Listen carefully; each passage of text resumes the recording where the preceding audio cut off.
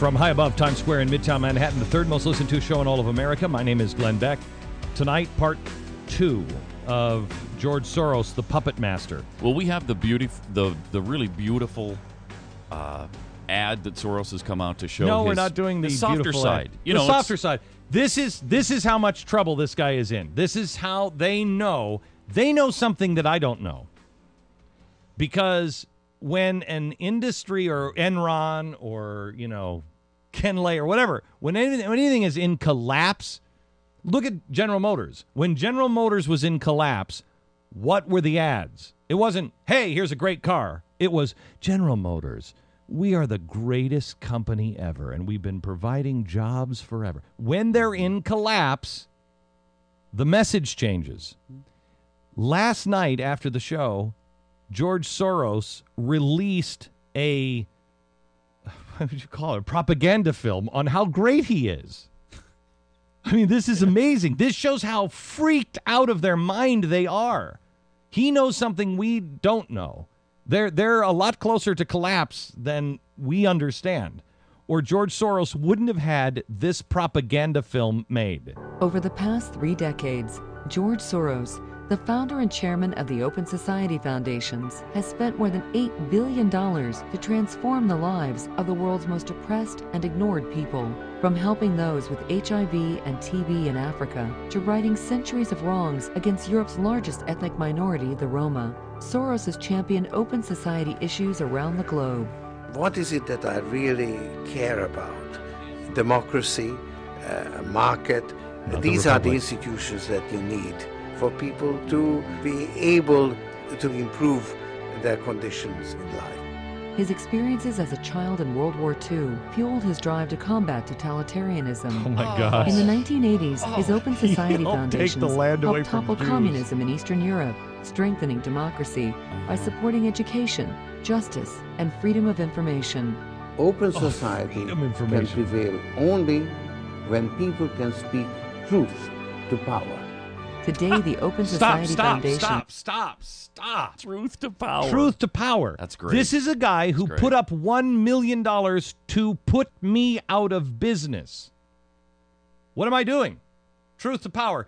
Mr. Soros, do you actually expect America to believe that I could get on the radio and television and tell wholly fabricated lies about the most powerful man on planet Earth, and you would not crush me overnight? You would not have your attorneys, you would not have everything at your disposal going after Rupert Murdoch and Fox News.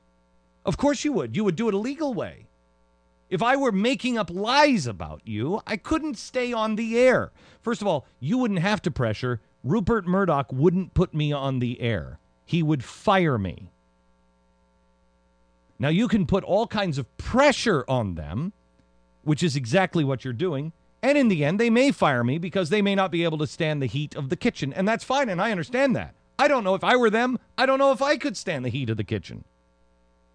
This is my personal viewpoint, not Rupert Murdoch's, not Roger Ailes, not anybody at Fox. This is my personal viewpoint. But it's amazing how he believes in freedom and speech so much that he's trying to stop it on Fox. He is giving money. His Open Society Institute gives money to the ACLU.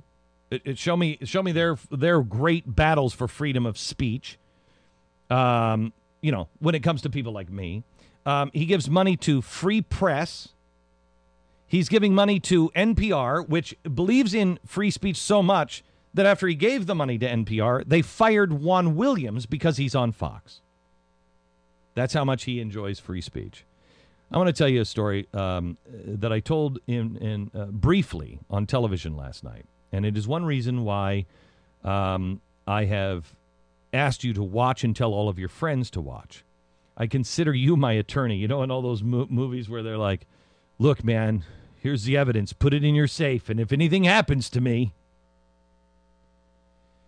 I was threatened by George Soros' number 2 man, and the reason why I didn't tell it is because I wanted to tell it on television one time with a huge audience. I needed it to go into as many people's safes as possible. George Soros sent his number 2 man to meet with my number 2 man here. I believe I was on vacation at the time when the phone call came. And the phone call came, this is right after 8/28, within a couple of weeks.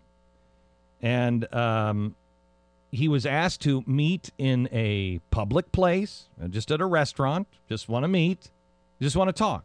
And my number 2 guy writes me, I think I was on vacation, writes to me and says, George Soros's people want to meet with me. What do you suppose that is about? And I said, I don't think it's because he likes the show.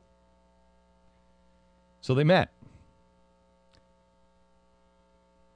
Before they were even seated, before they even said hello, the greeting was, with a finger in my number 2's face, you people and Glenn Beck have got to be stopped. You are destroying this country, and you are hurting this country. What you are doing is wrong. Well, nice to meet you. You are hurting Mr. Soros and Mr. Soros's interests. Do you understand? It's got to stop. That's before they were even seated. My number 2 guy just says, maybe we should sit down and have lunch and just talk here for a second. The tactics changed. When Soros's number 2 guy realized my guy wasn't going to be bullied into anything, it changed. And then it changed to, look, he's an old man. He's an 80-year-old guy. I don't know why everybody always picks on him. My guy said, because every time you do a Google search with George Soros, with collapsing the dollar or collapsing currency, George Soros's name is always part of it. Yeah, but he's not, he didn't really do that, and he didn't really make money. We have him in his own words. Oh, saying that he probably benefited $10 billion collapsing the He sterling. is called an economic war criminal. Where is it, in Malaysia? I think it is Malaysia. This guy is, it's unbelievable. So they tried the old man thing, and so that didn't work. So, well, he did all those things. Then they tried the right-wing conspiracy, that it's only Fox News, and it's only because he's standing against the Democrats. No. My guy, again, wouldn't be bullied, or it wouldn't allow the truth to be swept under the carpet. And he said, no. It's global governance. It's global governance. Your guy has said that the biggest obstacle to stability and peace in the world is the United States of America. Glenn disagrees with him. That's when he was invited to come on the program, and the number 2 guy of Soros said, absolutely not. We know exactly what Glenn Beck would do to him. He would make him look like a fool. Now, how could I make the most powerful man in the world look like a fool? Is George Soros, a guy who has been on this planet and navigated, think of this, he avoided capture and death of the Nazis. And then he collapsed Russia. He collapsed the sterling. Nobody's been able to touch this guy. Me? I'm going to make him look bad at 5 o'clock? How's that even possible? Said, well, Mr. Beck believes in freedom of speech and freedom of opinion, and so he's going to go on this. And, well, it's all lies. Well, give me the lies. Tell me the lies. We'll correct them immediately. We did the same thing to the White House. Give us the lies, and we will correct them. Show us. We have no desire to lie. We have no desire to do anything except tell the truth. If we have it wrong, we'll correct it, which we have. Well, they didn't have anything. And so it ended with the finger in the face again. You must stop. What you're doing is hurting Mr. Soros and Mr. Soros's interests. Well, there's a difference of opinion. We happen to disagree. Quote, I don't think you understand me. You are hurting Mr. Soros and Mr. Soros's interests. Now, I don't know about you, America, but that sounds like a threat to me. At least that's the way I've not received a letter of apology from Mr. Soros or his number 2. telling me that that is not a threat. But that's the way it was interpreted. And then a gift was given to me, a video, and it was given to the number 2, by his number 2 to my number 2, and it was said, give this to Mr. Beck. Mr. Soros would like him to know he knows exactly who he is. And he gave the video made by a communist, which I think somebody said was a gross understatement. It was a movie made in the 1950s to discredit the press by a communist called A Face in a Crowd with Andy Griffith. Andy Griffith plays a drunk who is a really bad guy but can connect with an audience, and he is totally different on camera as he is off camera.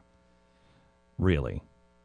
It ends with the line, no, I don't think he'll kill himself. It ends in his Manhattan skyrise apartment insanely screaming. And you wonder if he's going to kill himself. I take that as a threat as well. So you know, this is before we started doing the poking Soros in the chest. I mean, we talked about Soros, but because of that meeting, I wanted to send the message very clear to them. You don't frighten me. You can frighten everybody else, but you're not going to frighten me. You can gun me down in the street. I'm not shutting up. I believe in what I am saying. So, if that's what you're going to do, Mr. Soros, that's what you're going to do. You say you believe in something, so do I. And in a free and open society, you have an exchange of ideas. You don't force everyone to get along with your opinion. He said the global governance, the one world, the new world order is a fact, and that ship has sailed. And Mr. Beck and his people can either get on board or be left behind. Leave me behind, thank you. Leave me behind.